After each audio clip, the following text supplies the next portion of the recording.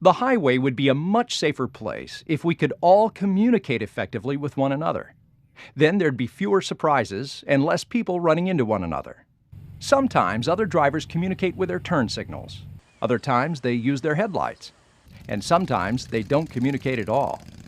The first thing you need to communicate to other roadway users is that you're here. That means being as visible to others as possible. Our headlights can play an important role here. At night, headlights light up the road. During the day, they light up the cars.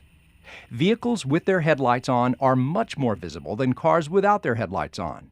But even if your headlights are on, other drivers may still have trouble seeing you. Here's another time when it really pays to be seen. This is not a great place to be, but sometimes there's no choice. If you can't get your car all the way off the roadway, you'll need more than flashers. You need something to warn drivers that there's trouble ahead. At night, flares or reflective triangles will usually do the trick, but they should be placed to give plenty of warning. Day or night, you should put the warning devices at 100, 200, and 300 feet behind the car. That gives approaching drivers plenty of time to react. If help is needed, a cell phone can put you in direct contact with an emergency roadside service provider. Otherwise, putting the hood up and attaching a white cloth to the antenna, door handle, or window is a signal that help is needed. At times, you'll find the horn useful in communicating to other road users. A couple of light beeps sends a simple "I am here" message. There are a number of situations when communicating your presence this way can prevent trouble, like when you come up behind somebody who is on foot or on a bike, or somebody who is not paying attention or who may have trouble seeing you. But there are other times when even a gentle toot on the horn isn't a good idea. For example, when traffic is obviously blocked ahead. The horn is a means of communication to be used only when there is something important to communicate. When you overuse the horn, it could be perceived as an act of aggression.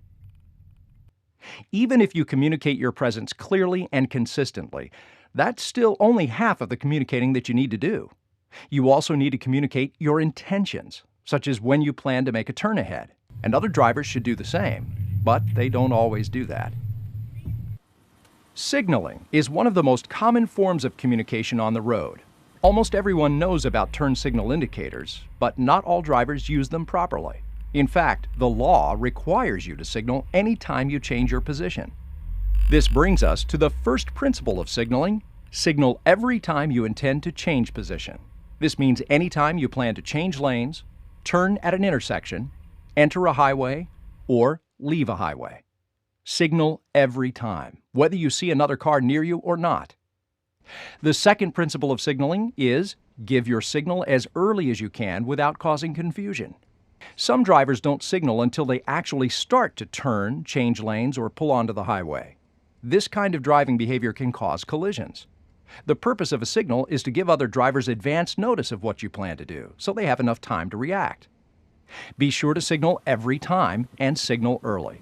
The better other drivers understand what you plan to do, the lower the chance that they'll interfere with your maneuvers.